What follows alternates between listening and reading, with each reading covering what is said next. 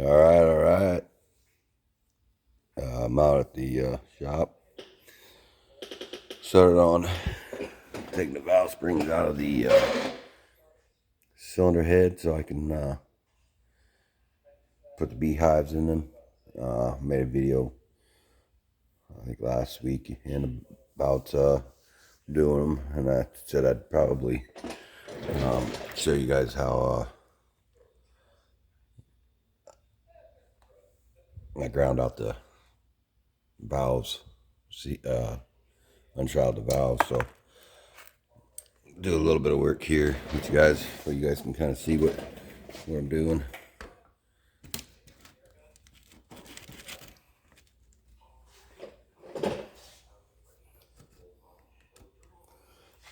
I'll get you guys turned around a little bit. No. Freeze. No good, no good.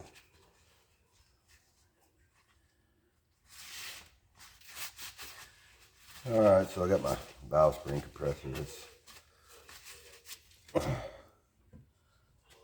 I like this one a little bit, but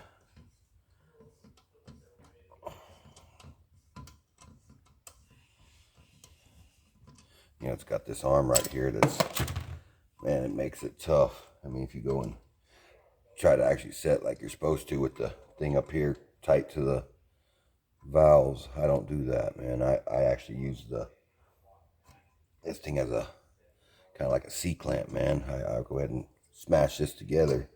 I adjust this out where I get enough room, and then I just crank my handle back here.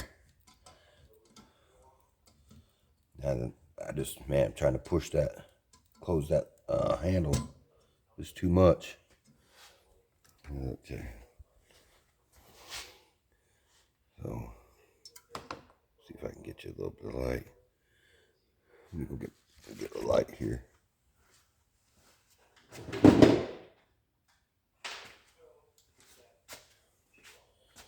I'm saying I just give her a good old crank, like a old C-clamp. Look how nasty all that is. I'll clean all this up when I get all my work done and I clean it. I do a one good cleaning.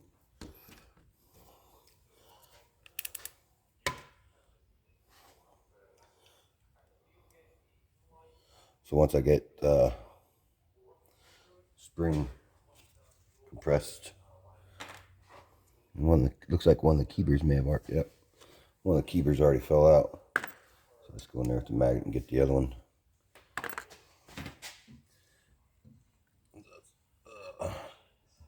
I just unscrew it.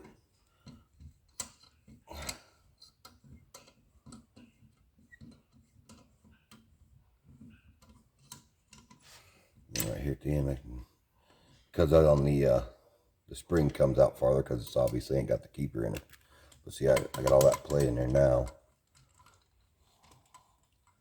How much adjustment how I have it set up to my likings.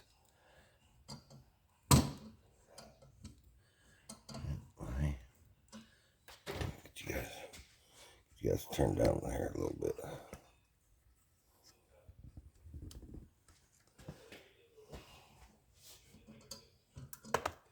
Yep, see there, keeper fell out. My pins, my things. I just move my handle a little bit, or the compressor a little bit, jiggle around, and then the keeper will come out. So get that all the way loose, and I just pop my handle, close my handle.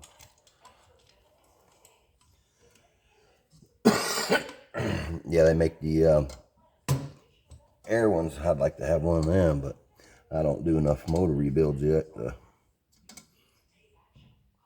to justify having one. I'm actually thinking about starting to invest into stuff to actually start building more motors. And one of my purchases, I think, is going to be an inch and run stand. They got one at Jegs for kind of a cheaper one, but of course that's what my budget allows. So I think that's what I'm gonna do. I think it's like about $1,700. Hopefully I can get it with free shipping.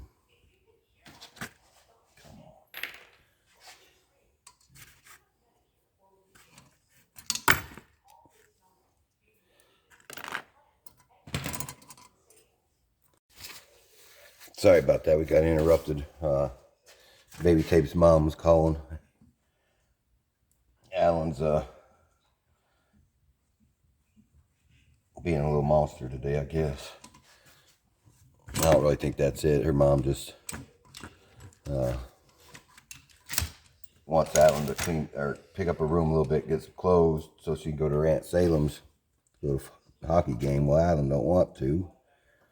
I mean, just get the girl an outfit, man, and then go. I mean, if you instead of fighting with her, just get the stuff, just get her clothes and just go, and then she clean her room a different time. But I don't know. I never have them. I don't have the problems with Baby Tape like that. She don't throw fits with me. But that's my personal business. Shouldn't be putting it out there. So on another note, that's the last valve spring. And I'm hungry.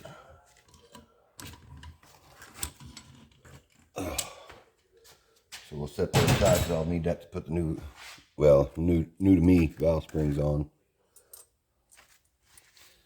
It's a little messy over here.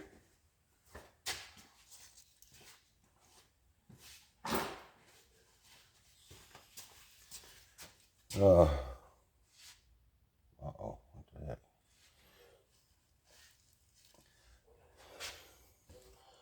Alright, so I know this is the front of the motor. Why? Because there is the accessory bracket bolt,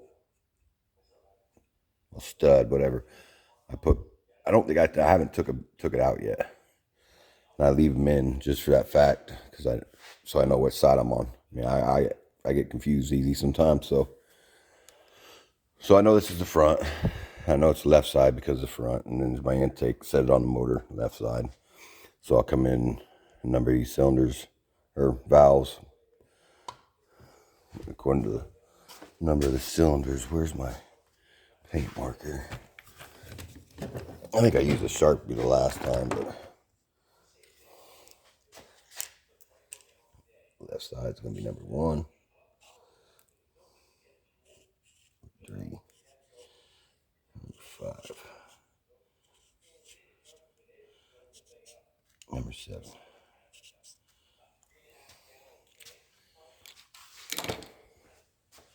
So, with my mess I got here again today, I need to do just a tad bit of cleaning up so I make a little more room. I don't know what I got the mirror out for. Remember you? Oh, yeah, I do remember.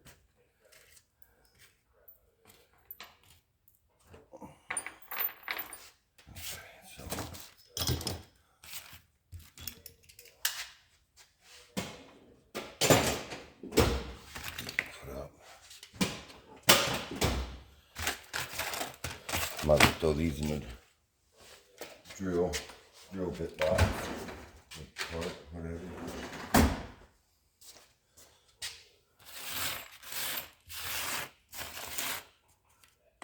So basically, I just pop them out. Number 1, I just gotta set them where I know.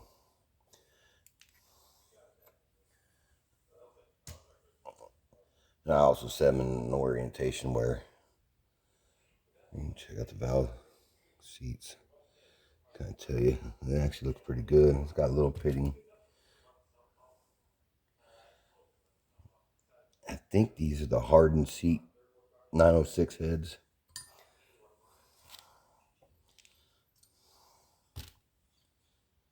So I'm not super positive, but I think that's the hardened ones. So this is a 906 with the hardened valve seat. I guess you kind of want the I'm not 100% positive, man. I'm only like 50%. I think the Made in Mexico heads don't have the hardened seats. Remember the 906 heads you want. Not positive. I may be backwards. Yeah, I might be wrong altogether. Who knows? Sometimes I just talk out my ass to be talking. So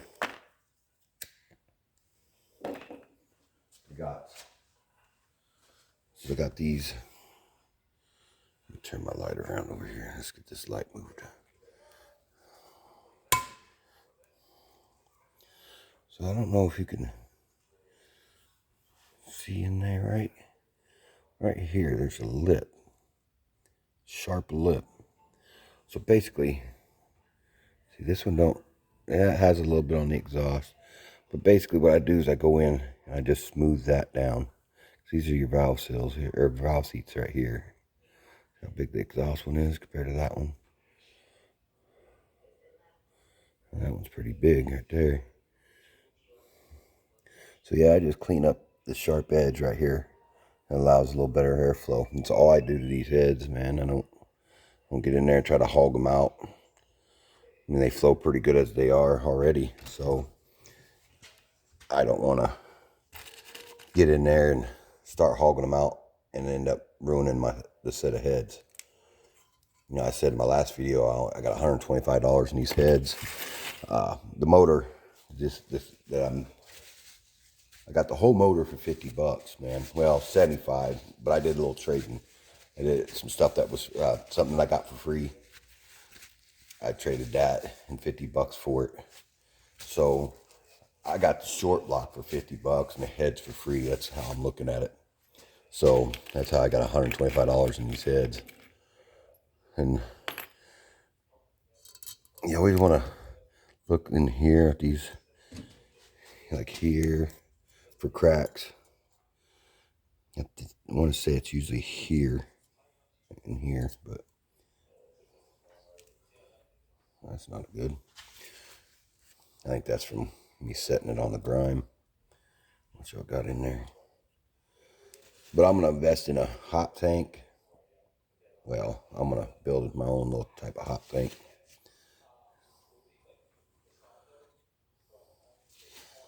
I'm just going to get a stainless steel barrel. Oh, man. That's actually an oil return galley. Maybe that thing was clogged up. You know what? It spun the wrong bearing number one, so.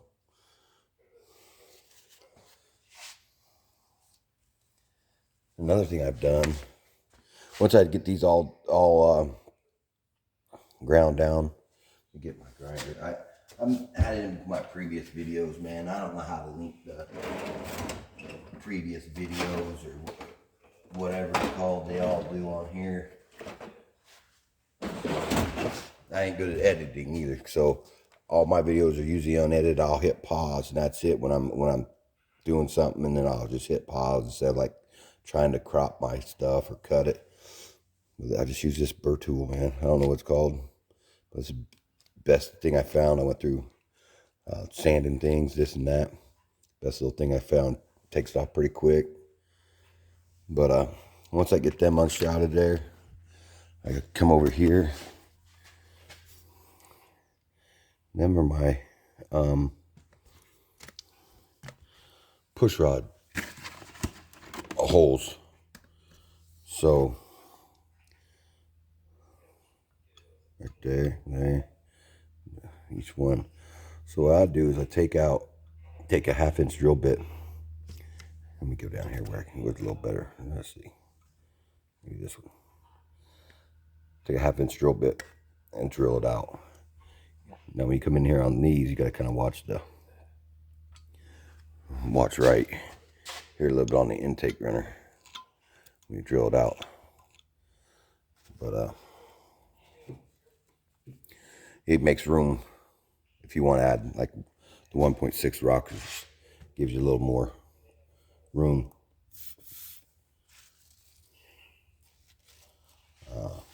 for your rockers, or for your push rods to move with your rockers. You don't have to worry about like getting bound up in there. And then after I'll get all my drilling and all that done, then I'll wash this with brake cleaner real good. Not super good, but good enough. I'll change out my valve seals. And then I drill these rocker studs and I pin them. I'm only doing 530 lift, so I'm just going to pin them. $20 to pin them. Pin set with the tool, or stud set with the tool to remove these, which you don't even have to use the tool. You can actually set the rocker arm balls on there, put 2 of them on there, zip it, and stick your 3rd one and tighten the nut, and it'll pull it out. But the block that you got to put on there, so basically the block and the studs is $70. This way I'm saving $50.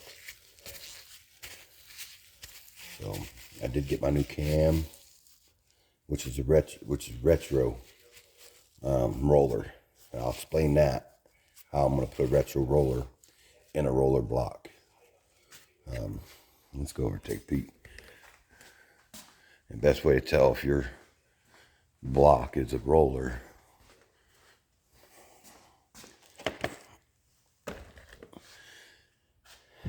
it's going to have them 3 bosses. Holds down the spider, and that spider holds down the dog bones for your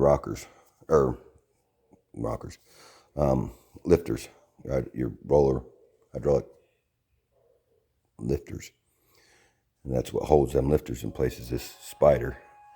So that's how you'll tell. Now people will go and do hydraulic roller retrofit with a non-roller block. It's playing videos on YouTube about it, so I don't really want to go into it too much, but maybe I will when we go, and once I put the cam in. I need to take this plate off on that cam. This plate won't be used. I'll be using a thrust bearing and stuff. So, thrust button, I guess what they call it. We'll get into that when we change the cam out. So I'm gonna jump off here, get set up to these valves unshrouded, and then I'll bring you back, and you guys can I'll do a couple of them, let you guys see how I'm doing it. Alright, so this is what I'm using, the tool. It's a Ryobi variable speed grinder, kind of like a roto zip or Dremel tool. I use it on the lowest setting. So that's about it. Pretty nifty. Let me get you guys set up there a little bit better.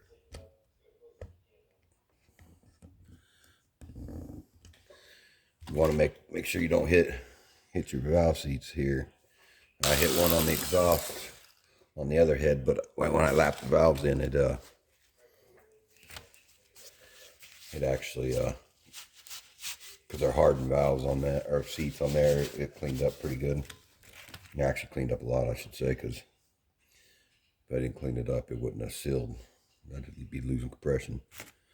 So let's see.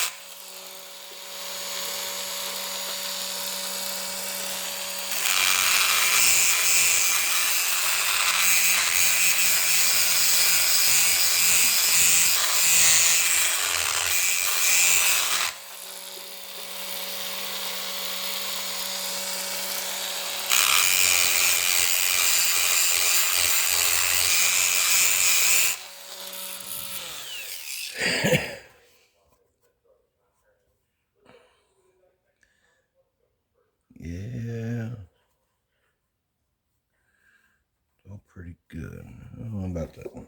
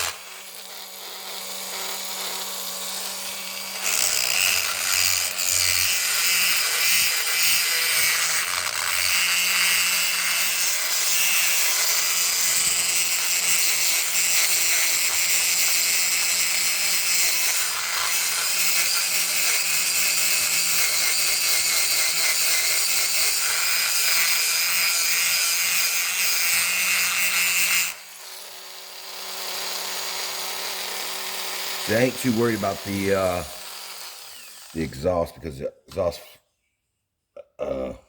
gases don't come this way; they go in that way.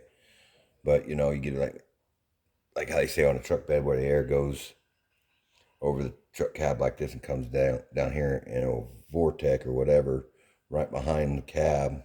You ever watch, like, get some leaves that sits there and does, well, just my rational thinking that I got my gases going through like this, and I got that little lip.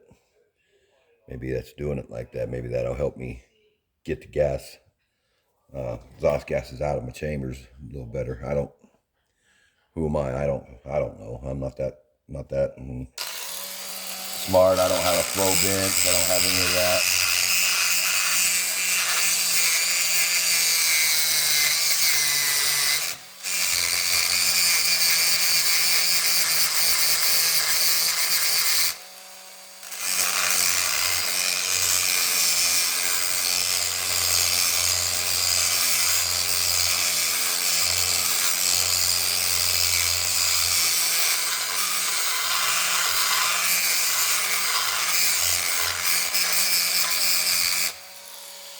Little casting burr right there. I wanted to clean up out of there. I cleaned up pretty quick.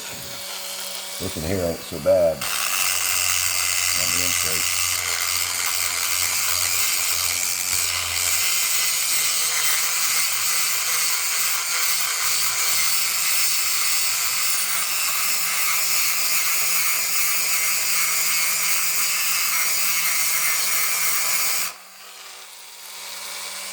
That's good.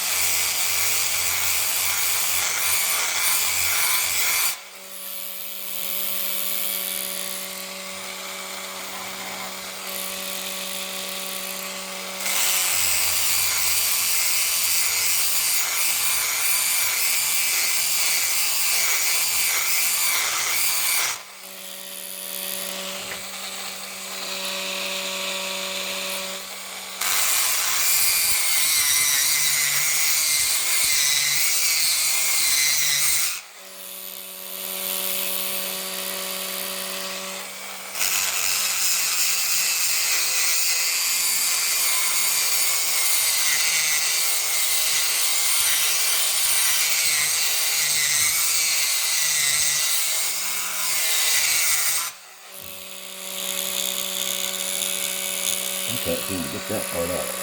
Where are you at?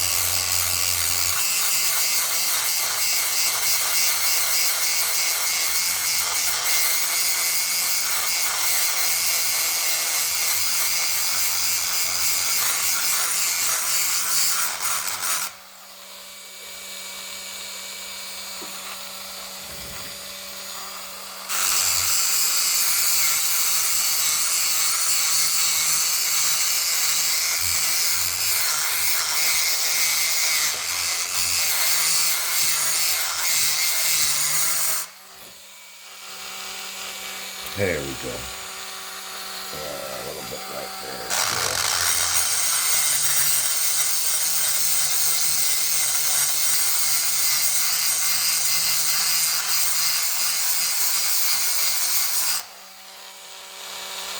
Thing must be getting dull. And I'm see the hard right there. I don't know.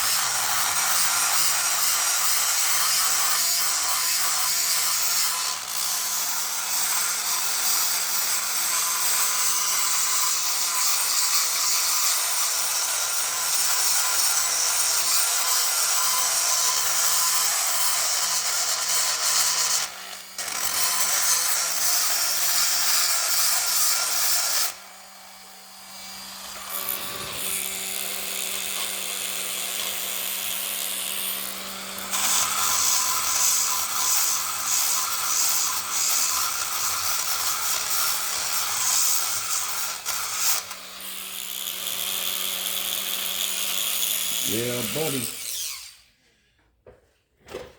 I'll do that.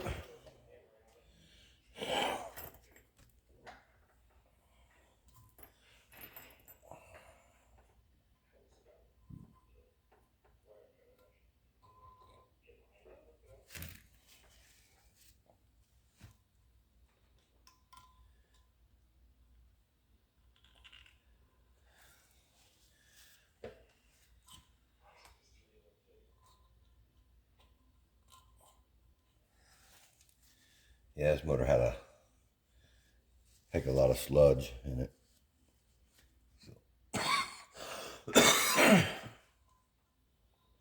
Dry crackers I ate earlier got me coughing.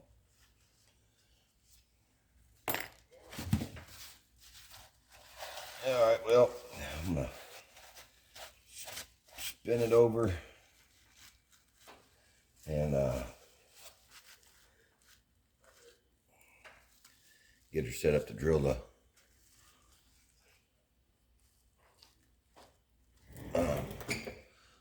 push rod holes out, and then we'll take her over to the drill press and get to drilling out the holes for pinning the rocker studs. So I'll get you guys set up because I gotta get it, or I'll be back with you guys. I gotta get it set up for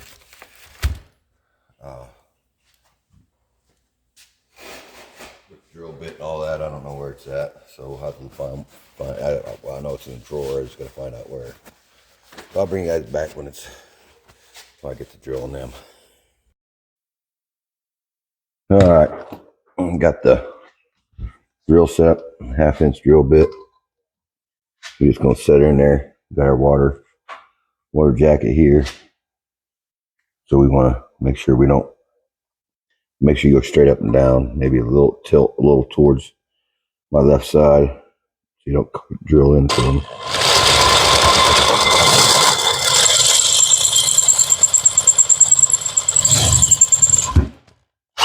And that's all there is to them. And then we got our intake here, so kind of go at this angle. You want to angle in there. You don't have to worry about it, but you want to angle kind of. You don't have to really angle too much, just a smidge.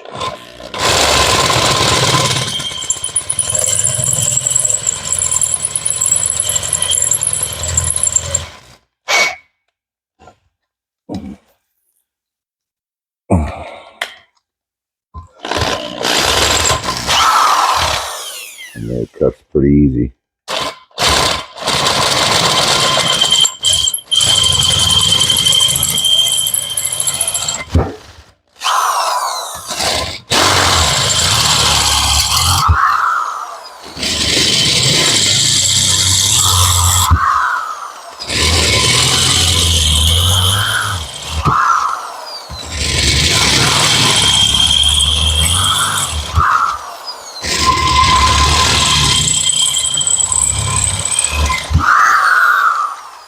And there you go, folks.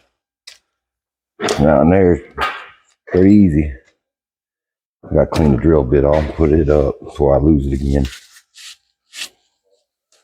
And cast, I think drill's pretty easy. These heads. The rocker studs are pretty hard, but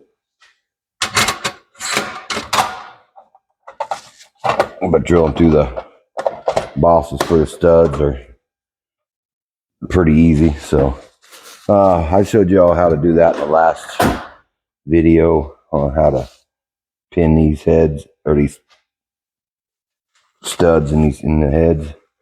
So I'm just going to go ahead and do that off camera. If you guys want to see it, it was a couple videos, maybe last video or so. And then after I get that done, I'll go and lap my valves in. I'll take some compressed air and brake clean out my valve holes, lap my valves, and then I'll come in and pull these, wash that again, and then install my valves and springs. I'll bring you along for springs and all that. So and look at that number 3, man.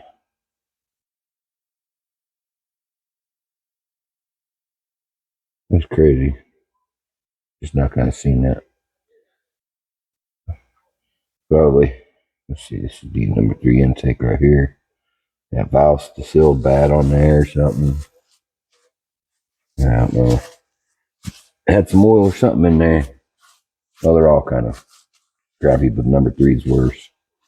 All right, well, I'm going to get these pinned. Bring you all back for when I do the installation and the lapping of the valves and then installing these.